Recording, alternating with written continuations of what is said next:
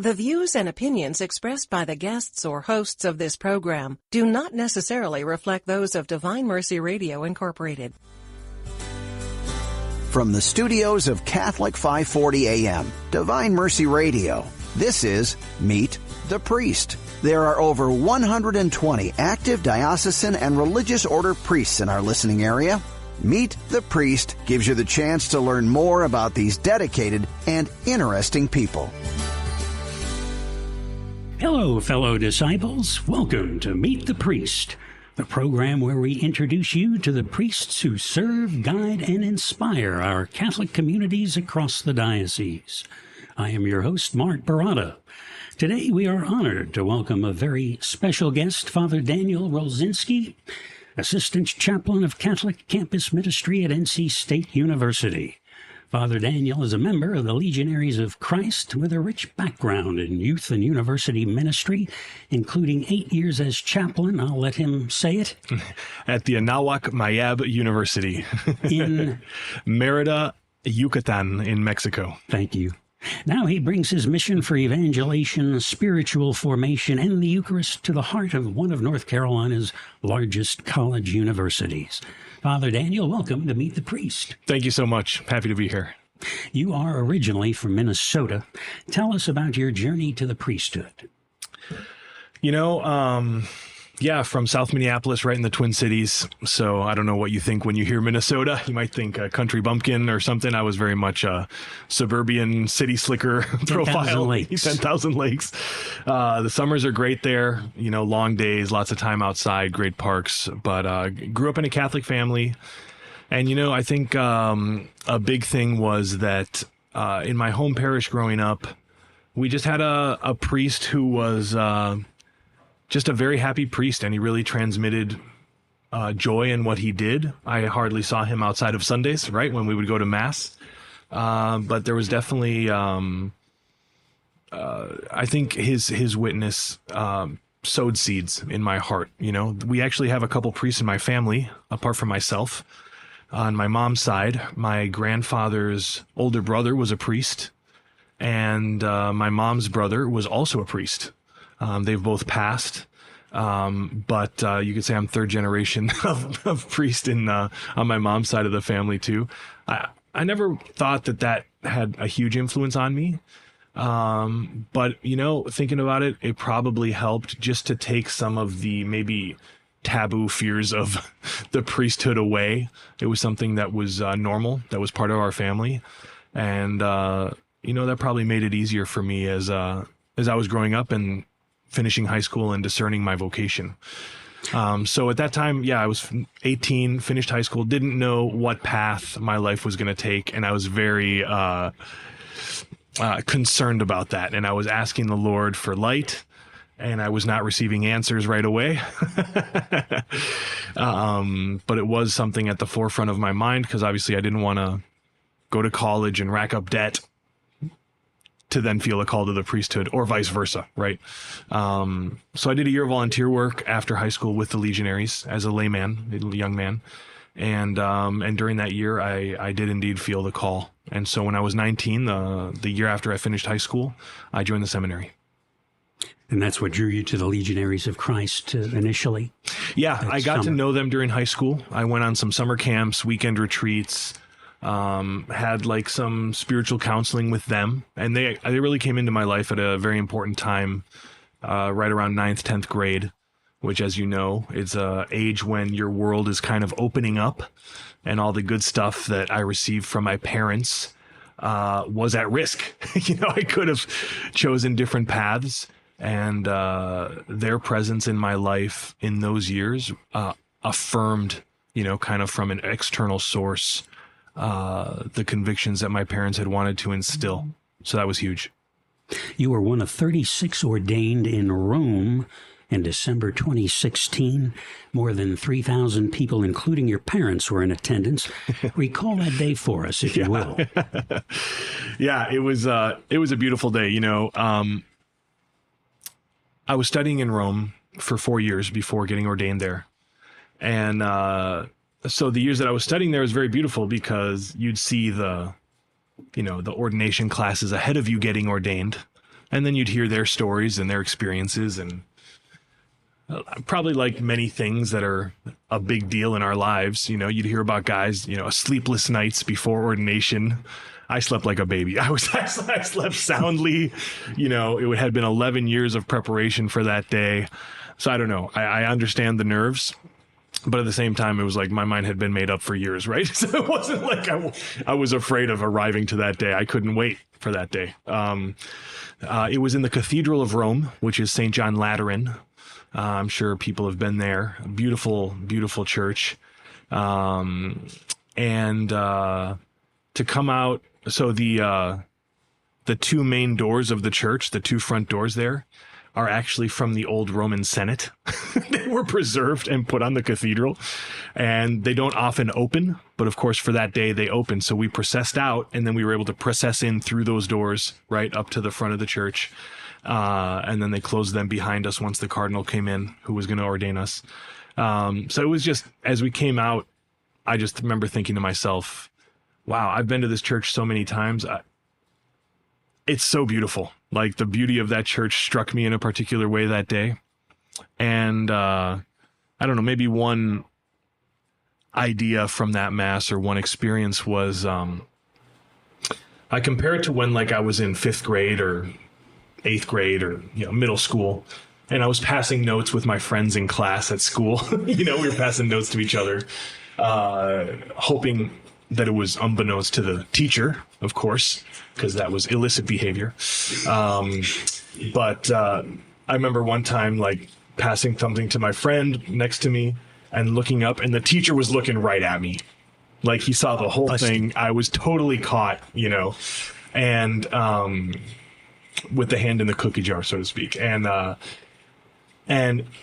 that's terrifying when you have the teacher's absolute undivided attention and gaze upon you, And so the ordination mass didn't feel like that, but I felt like I had God's total attention and gaze upon me in a way that I've never experienced before or after. But of course, it was not a gaze of busted. It was a gaze of love. And so the mass lasted over 3 hours, but it just flew by, and it was so beautiful. From the church to the music to the liturgy itself. It was such an extraordinary experience of God's love. I couldn't help but smile throughout the ceremony. I can imagine. How did it come to pass that you would spend 8 years in Mexico after ordination? Well, so as you mentioned, I'm with the religious order, the Legionaries of Christ. We're an international order that was founded in Mexico. And we have communities now throughout the U.S., Europe, South America, and just a little bit into Asia. We have a community in South Korea and a community in Manila in the Philippines. And so we know when we're finishing our formation that we can get assigned anywhere. Our mission is something that we receive. And so there is a dialogue, and the superiors aren't out to get us, trying to assign the mission that will be hardest for us, right? But we do get assigned. And so when we finish our formation, we don't know where we're going to be sent to work as priests, as new priests. And it just so happened that, let's see, in my class, you mentioned we were 36. 8 of us were from the U.S. of the 36. And there was one other person from Minnesota, I believe. There was, that's right, Did you happen to know him? Yeah, so we studied theology together in Rome. That's where we got to know each other. He's actually going back to Rome this year for a master's degree after a number of years working here in the States. But of those 8 Americans, 6 were sent to the U.S. and Canada, and 2 of us were sent to Mexico. So me and another guy got assignments in Mexico, and I was sent first to Mexico City, and I was there for 2 years. So, of course, I didn't know where I was going to be assigned, and it came kind of as a surprise, but not a totally unexpected surprise. But I would say that much like when I left home for the seminary, it was a moment where I was just very excited to get out there and have at it. What was it like to live there? I loved it. I really loved it. When people talk about Mexico City, they talk about, you might hear about whatever crime or whatever, but the craziness of the city, because it is massive. It really is massive. and it does have major traffic issues, as would be expected. And you know what? I just loved it. I was a new priest. I was having my first priestly experiences, masses, confessions, spiritual counseling above all.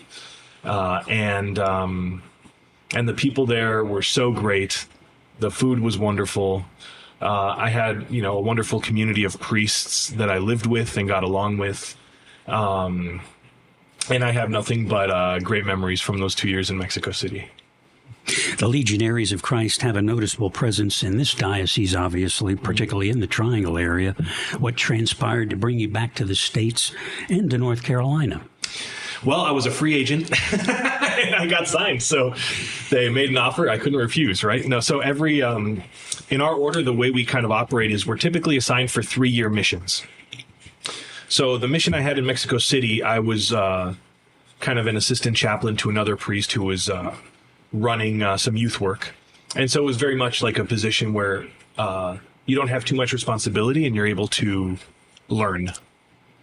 And so I'm really grateful for those 2 years. And after those 2 years, I was asked to move to Merida city in southeast Mexico, where I was university chaplain for 6 years.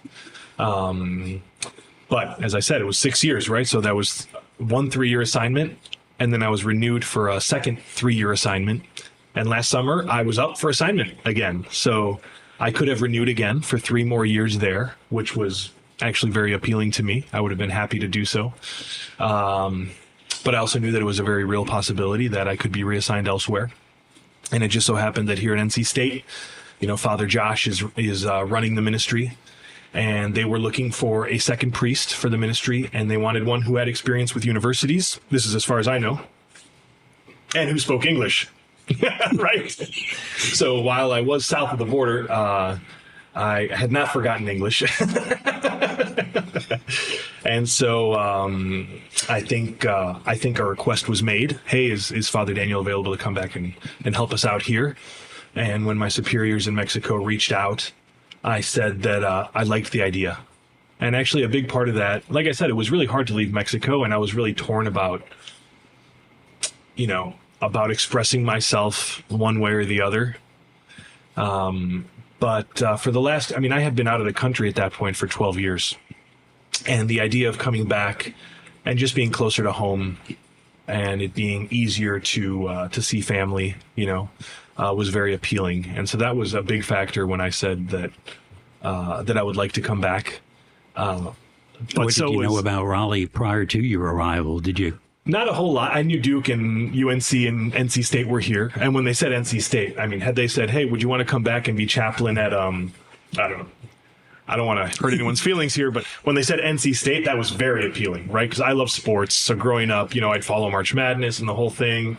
And so coming to NC State, we've been national champions. And then just the whole basketball tradition here of college ball in the Triangle, super appealing. Like, had you told me as a first-year seminarian 20 years ago, hey, down the road, like, you might have a chance to be chaplain at NC State, I would have been like, that would be like a dream job, right? Like, that would have been like the summit, is there anything better than that? So it was very appealing. So what I knew about the area was basically, I knew Raleigh was the capital of the state and that there was a lot of good college sports in the area. And that was about it. That's transitioning from almost a decade in Mexico to this large campus in the United States must be quite a shift. What has been the most surprising or challenging aspect now that you have a year under your belt almost here at NC State? Yeah, people have asked me that. And honestly, it's been great. I haven't found it to be challenging, quite honestly. I think, having worked with university students in Mexico, it didn't seem like that big of a change, honestly. Obviously, it was new faces and new people that I'm working with. But I think at the end of the day, whether you're, from Mexico or from the U.S., like a college student is a college student. They're human beings going through the same things, right, at that age. And this is kind of funny, but one of the biggest shock moments for me in Mexico, I think officially there is a drinking age, but not really, right? Not really. So I don't know, when we'd go out for dinner with the students, it was super normal for everyone just to have a beer or whatever, as we were eating our tacos or something. And of course, the first time I was here and we went out for dinner with some of the students after our Sunday evening mass, I got to the restaurant and everyone just had a glass of water in front of them. And I was like, what the heck? This is so weird. And then I had to, 21, right? So a lot of these guys are probably underage and they're not going to be drinking. So that was one of the more shocking moments for me transitioning to ministry in the U.S. But it's been great. It's been great. Like I said, the needs are kind of the same and it's such a beautiful age to work with, a lot of them are living on their own for the first time. They're learning a lot about freedom, and it's in the community we have that they've built here at NC State that I just dropped into is really beautiful. If you're just joining us, this is Meet the Priest, and our guest today is Father Daniel Rolczynski, Associate Chaplain at NC State University Catholic Campus Ministry. Father Joshua West, the chaplain here, has been here since before the COVID pandemic. Did you two have any previous familiarity with one another prior to your arrival? Oh, yeah, a little bit. We had never, like I said, we live in community together, so now we live in the same house here in Raleigh.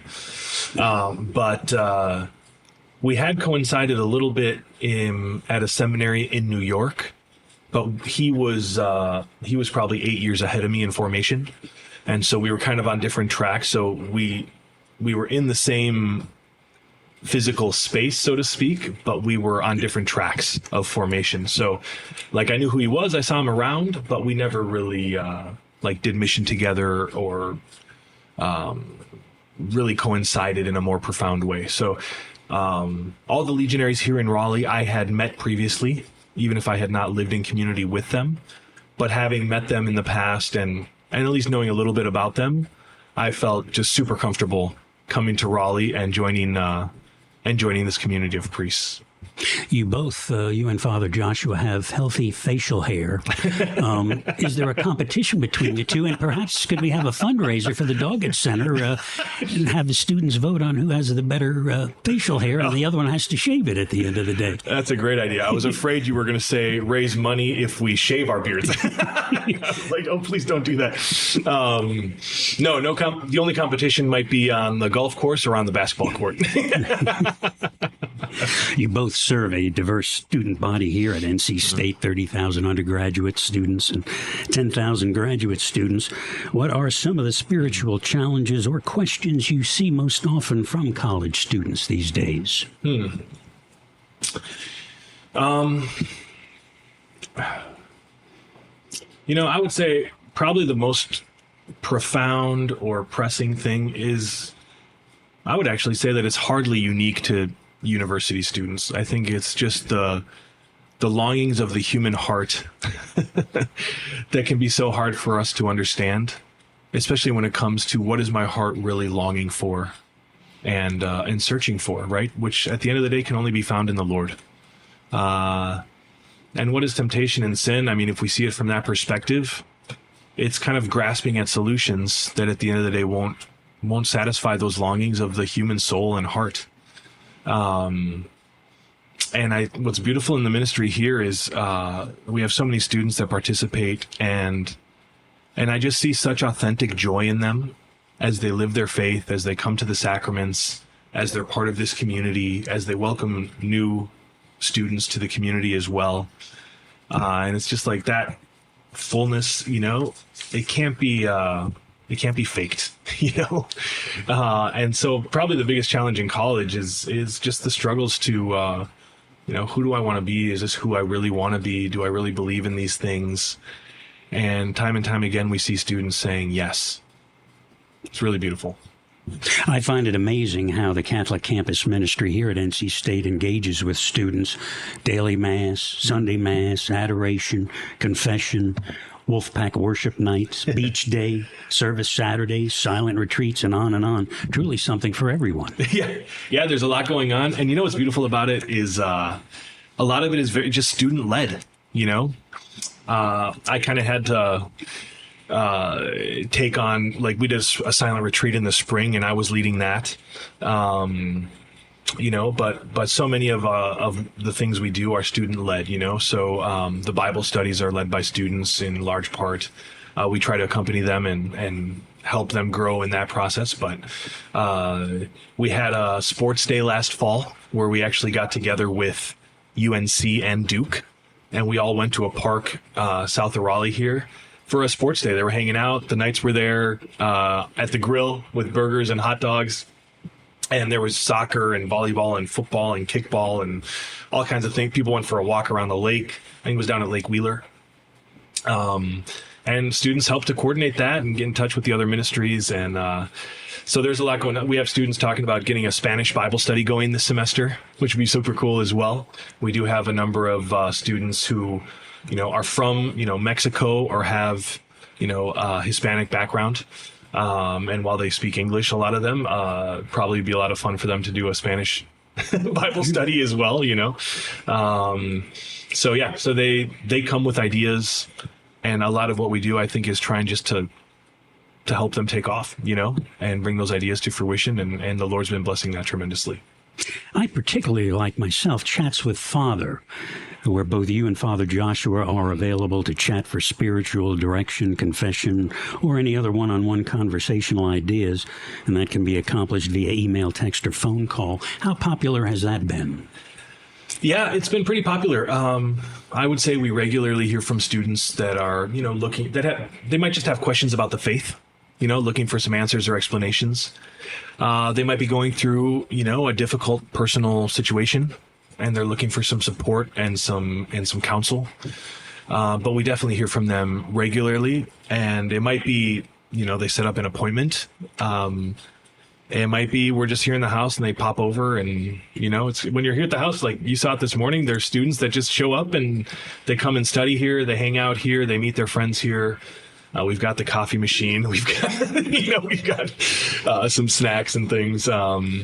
There's space and room. There's a coffee table room. There's sofas downstairs. And that leads me into my next question. Yeah. We would be remiss if we did not discuss your new home, the new Doggett Center building, located at 1410 Hillsborough Street, and where we are broadcasting from today. You arrived in Raleigh just in time to take on an instrumental role in the opening of this student ministry hub. Describe for us, if you will, what went into the design, planning, and rollout of this truly life-changing historic home. Yeah, well, the short answer is God wanted it. As you know, last year, so Father Josh has been the constant here in the ministry, but last year I came on. There were two other positions that were new hires for the ministry, and this spring a third was also hired. Stella joined us this spring. I joined Danny and Alex and Father Josh and myself. And so I think in Father Josh's mind, it was like, okay, all these new people on board, it'll probably be a couple of years before we can take another big step, thinking about the house in particular. And lo and behold, in December, things kind of came together, and this became a possibility. And so Father Josh and Danny, who is our head of development, they were working. They put it into overdrive and had to raise a pretty penny in a 60-day window. But it happened. And we were able to make an offer. We closed in February, and we had our first activity here Holy Saturday. We had an event for alumni of NC State. We invited them over for a barbecue at the house. The Knights of Columbus were there again. And now we've just been furnishing the house all summer. We've started having Mass and Bible studies here over the summer months, and we can't wait for August. We're getting close to 100% furnished, and we're going to be kicking off the next semester at 100% capacity. As we record this interview, we're in the dog days of summer, and most students are away from school. How much quieter is it now than it will be a month from now? We're about to find out. Mark, we're about to find out. I imagine it will be a little more noisy, but honestly, it was pretty noisy during the summer. Our ministry is blessed because a lot of our students are from here. I think it may be the case, but to a lesser degree at UNC and Duke and perhaps other universities around the state. But here we do have a lot of locals. There are some from the western part of the state or the further east, but a lot of them are from this area. And so because of that, we offered a Bible study Wednesday nights, and we regularly had 20 or 30 students showing up to that all summer long. We maintained of course, we were away for a couple weeks for vacation in June. But outside of that, we've maintained our evening mass during the week at 5:30 p.m., and that's been well attended as well.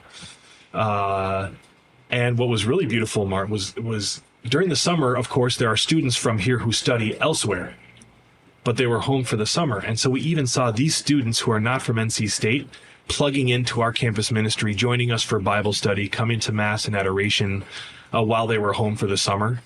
And so it was really cool to see how our ministry can become a kind of a point of reference for them as well, if they want to hang out with students their age. I find it interesting that Catholic Campus Ministry here at NC State was officially founded on campus back in 1965. In 1988, Bishop Gossman opened the original Doggett Center, which was a building near campus for the ministry, and that was torn down in 2013 to make room for Holy Name of Jesus Cathedral. And until earlier this year, you operated out of the Tally Student Union Center. I know you have only been here a year, but you've experienced both. Describe the differences for our listeners. Yeah, being in Tally, so yeah, as you said, when I got here a year ago, there was no physical space whatsoever that was our own. So economically, that was nice, right? less expenses. But it also meant that we depended entirely on the Student Union Center on campus for everything we did. So we basically had a backpack with everything we needed for Mass. And so we'd have a room that we would reserve for an hour. So we'd set up for adoration. We'd have adoration for half an hour. We'd celebrate Mass, and we'd pack it all up and move out, and other groups would have activities in those rooms when we weren't there, of course. So we were very nomadic, but it was so awesome because we were on campus all the time. And so we'd see students, they didn't have to go anywhere else. They didn't have to leave campus to come find us. And we'd chat with students there. There wasn't a lot of privacy there because we'd be sitting out in the middle of the student union wherever we could find a couple seats. But the prospect of getting a house, while it was very exciting, it was also kind of like, I felt a little just disappointment that I knew I wouldn't be on campus as much. So we've already talked about how important it's going to be to maintain our presence on campus, and we will definitely continue to do so. During the school year, we typically have 2 daily masses at 12:45 and 5:30, and the early mass will continue to be on campus. That's our plan, and the evening mass will be here at the Doggett Center. So that'll be nice. So we'll still be on campus. I'm sure after mass we'll be hanging out there. So it was very nice, but of course having a house is just a huge plus, because we don't have to reserve rooms at the Student Union Center. We can have barbecues. We can have barbecues here. It just offers so much, and we are so pumped. Again, you're listening to Meet the Priest, and we're visiting today with Father Daniel Rolczynski of NC State Catholic Campus Ministry. Social media. It's almost a must to communicate with young adults today, and I know you are very active. Let our audience know where you are and where we can find your words of wisdom. Thanks, yeah, I appreciate that. So a small story, okay? So my last name, as you mentioned, is Rolczynski, which is Polish. The C is silent. The C, yeah. In Polish, it would be Rolczynski. It would be Rolczynski. So I grew up saying Rolczynski because, whatever. They came from Poland before 1900, right? So it's been a long time. Anyway, so as I was going through my formation years, I got to know a lot of Mexicans along the way, particularly the Mexican group. And they were like, no, that name is too complicated. Rolczynski is too complicated. We're going to make it easy for you. And they started calling me, instead of Rolczynski, they called me Roll Sanchez. Roll Sanchez. So I thought that was super funny, and I really... That's where your YouTube handle came from. That's where I took it to heart. So my Instagram page is DJ Roll Sanchez. DJ because I'm Daniel Joseph, not because I play at clubs or something like that, right? DJ Roll Sanchez, and I think it's the same on YouTube and perhaps some other platform. But those are the main ones. And Yeah. So, Facebook was getting popular right as I joined the seminary, so I didn't actually have a Facebook page for years, right? As all the friends I'd finished high school with were in that world of social media, and I dropped in a number of years later. But I started dropping into more and more of these platforms because there were friends I could be in touch with on Facebook. Then I realized there were cousins that had Instagram or what have you. And so I would be present there too, just so we could be in touch. I always felt like it was important to be accessible as a priest. Accessibility is very important, and we're here to walk with people, and that's a way to do it. So, I'm more of an extroverted guy. I like connecting with people and being with people. I get energy from that. And the social media thing has just kind of been a fun experiment. And it got to the point in Mexico where 3 friends at the university there, I think we were actually in the pandemic. It was about 5 years ago. This December, it might be 5 years, actually, the anniversary. And they said, one of them reached out to me and she said, "Hey, Father, I need an appointment with you. And I need it to be 2 hours." It's like, holy smokes. Usually when I set up like a spiritual, counseling session, 60 minutes max, 60 minutes, like hard stop. I was like 2 hours, but it was the pandemic. There wasn't a lot going on, right? So I was like, all right, sure. So we set it up. It was going to be a Zoom call. So I get on the Zoom call. And it turns out it wasn't just her. It was another young woman down there who studied like personal branding and communication. And I was like, "Oh, hey guys, what's up?" And they were like, "Father, this is an intervention." And I was like, started praying a Hail Mary or something. I was like, "What? Why? How?" I had no. And they said, No. We want to help you launch a podcast. They said, we need the message to get out further. And we think you'd be great for it, and we want to help you do it. And I was like, so I was flattered, it was such a beautiful thing. I was like, oh my gosh, this is so cool. And so most of the meeting was going through this personal branding stuff, which was super fun and kind of funny, honestly. But we launched it. So we called it in Spanish, La Santidad es cool, which means holiness is cool. And we got it off the ground, and there's an Instagram page and everything. And it started off with audio on Spotify and YouTube videos. Doing the videos was a lot harder because, it's a lot more setup, editing. It's just a lot more involved. It's not impossible right at the end of the day. But anyway, so we kicked it off, and it was going well. And then over time, as ordinary life settled in and we got out of the pandemic, it was kind of just harder to keep up with. And it turned more into just an audio podcast, not the videos. So there are some videos up there on YouTube, but there are not new ones. They haven't been for a while. But since I got back to the States, we went ahead and did a rebrand, and it's officially in English now. So the old episodes were in Spanish, but now it's in English, and it's just called Holiness is Cool. That's the Instagram page. There's 49 of them. That's how you can They're find all it. Nice, bite-sized, 15, 20 minutes. Try to keep it, bite-sized, like you said. And hopefully start doing some more like Instagram Reels and YouTube Shorts. The idea I have right now is, we have a new Pope. And it's super exciting. He's American. We were here at the Doggett Center watching the election when the white smoke came out. It was super fun. WRAL came by, and I was on there for a minute. Yeah. And I think we all would like to get to know Pope Leo a little bit more. And so I've been trying. I'm way behind. Okay, admittedly, I'm way behind. But I've been trying to read as much of his, homilies and discourses as I can. And fortunately, they're not super long. You can typically read them in 10 to 15 minutes. So what I'm thinking of doing is every time I read one of those, just maybe grab a couple of points that jumped out at me and share those in a short 1-minute video. I think you already have one out there. And get to know the Pope a little more. So hopefully as we get closer to the start of the semester, we can get that baby rolling too. Speaking of Pope Leo, yeah, having spent all that time in Mexico yourself, you've seen the church's vibrant role in Latin America. Pope Leo XIV spent much of his ministry in Peru, so he's deeply connected to that region. How do you think his Latin American experience might shape his leadership of the global church? Yeah, I think that's exactly right.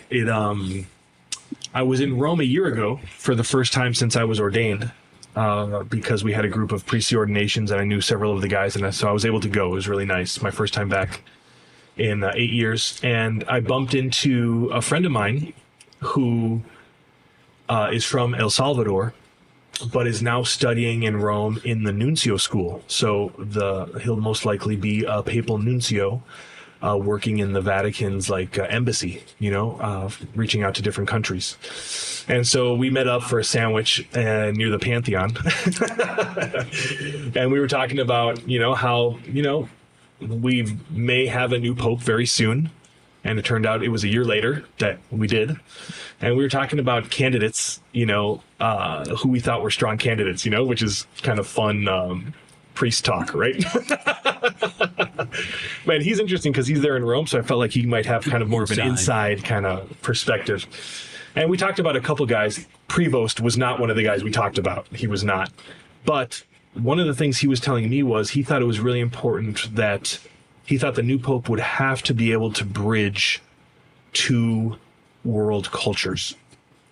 So, for example, one guy he talked about was Cardinal Pierbattista Pizzaballa, who is the Archbishop of Jerusalem. Who is rumored to be a heavy candidate for the Pope. Exactly. I was kind of pulling for him also because he has facial hair, and I was all about bringing facial hair back to the papacy, but on a serious note.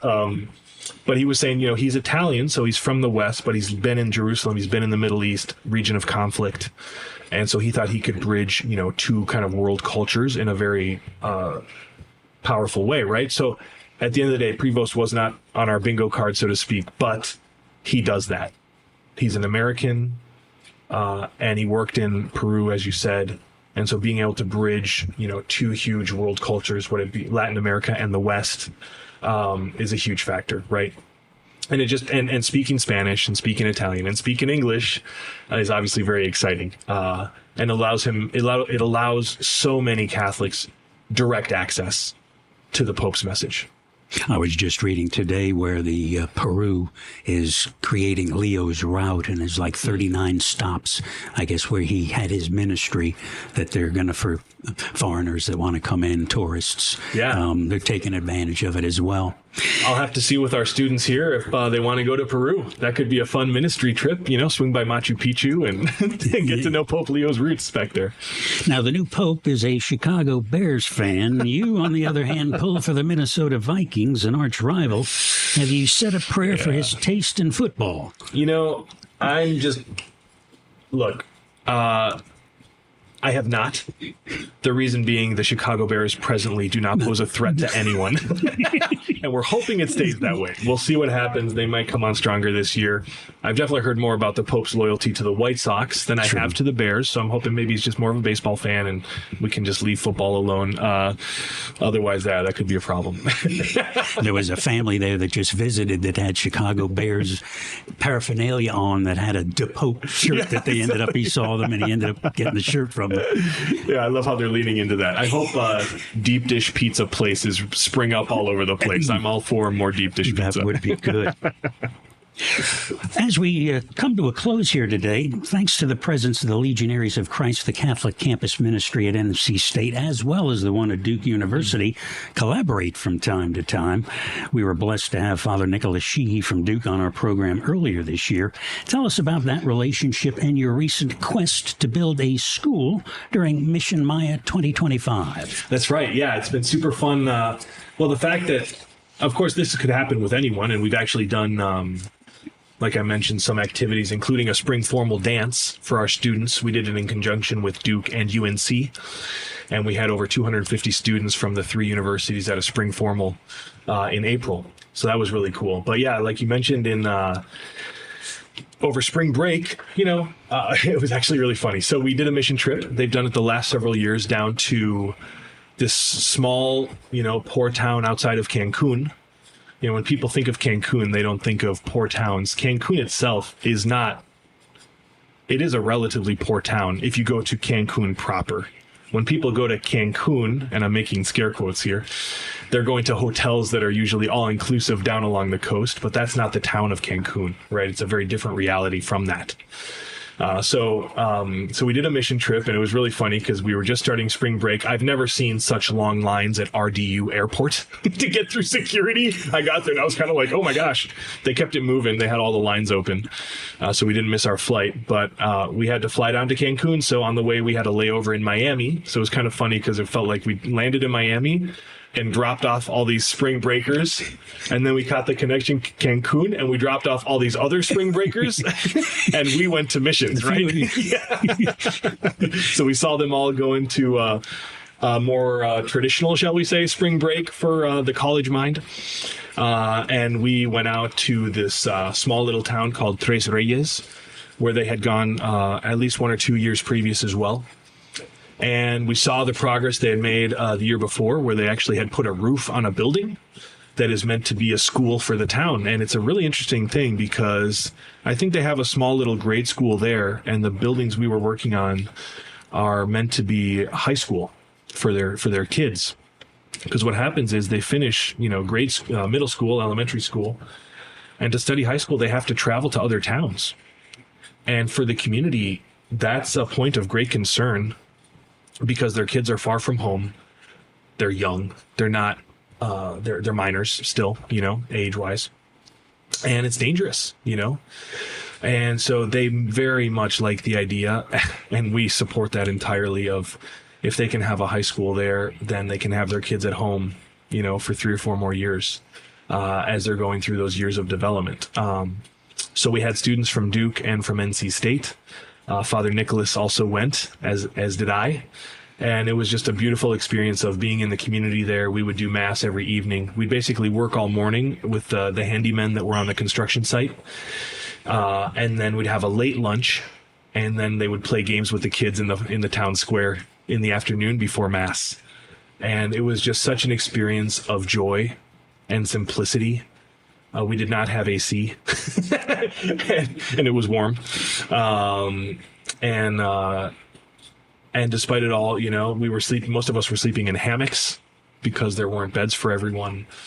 And the simplicity of it, it was just a beautiful, beautiful experience. So it's great doing these collaborative efforts with the campus ministries that are here nearby. And we can't do it as much because it's not college, but we do have a priest who's chaplain over at Cardinal Gibbons as well. Father Luke is there. You've been a lot of places. What's your favorite place you've traveled, and is there anywhere you'd still love to go? Oh, my gosh. Look, I loved Mexico. I definitely gained weight there. The people were great. The food was great. And there was just so much love that we shared, and a lot of times that love was shown through food. And it's like, Father, it's like, you can't say no, Oh my gosh. So I'm trying to lose some of those pounds. Have you found any restaurants here in Raleigh that can compare to... I've heard of a few good taco places. I did go to the Coco Bongo on Hillsborough, right across the street from campus, and had a very nice experience of good Mexican food there.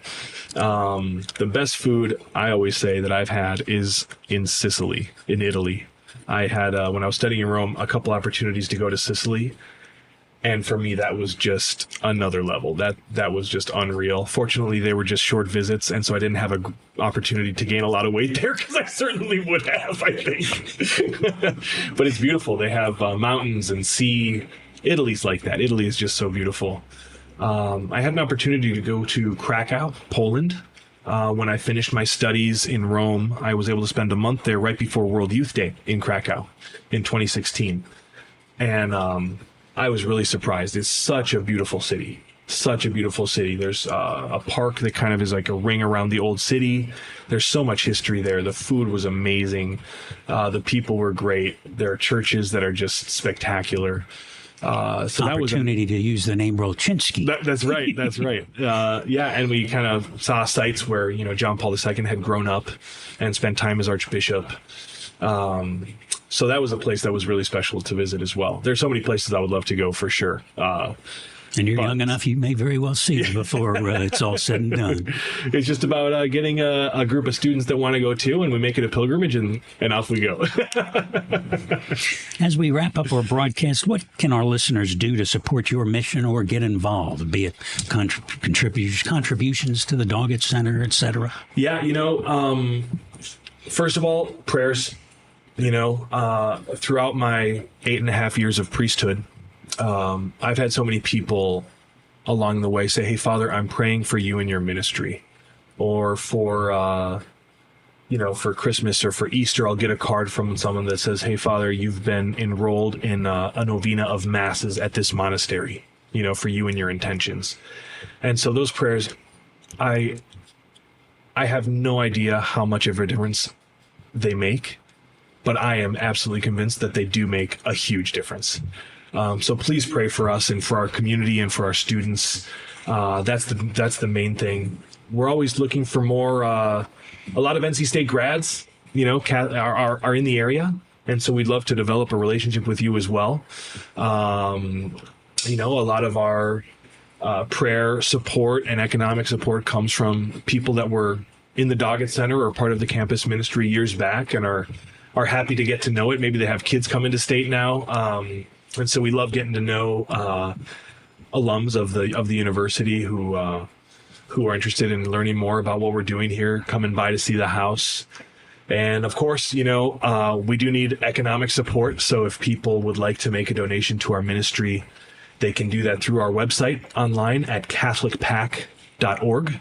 It's a pretty simple website, easy to navigate, and we're always grateful for that support as well. Father Daniel, it has been an absolute joy getting to know you today. Your stories from Mexico and your first year here at NC State really show the heart of what it means to be a chaplain, meeting students where they are and bringing faith to life in such a vibrant way. Be sure to join us next time as we continue to meet the men behind the collar, those who walk with us in faith, service, and love. I am your host, Mark Barata. Until then, go Wolfpack, and God bless.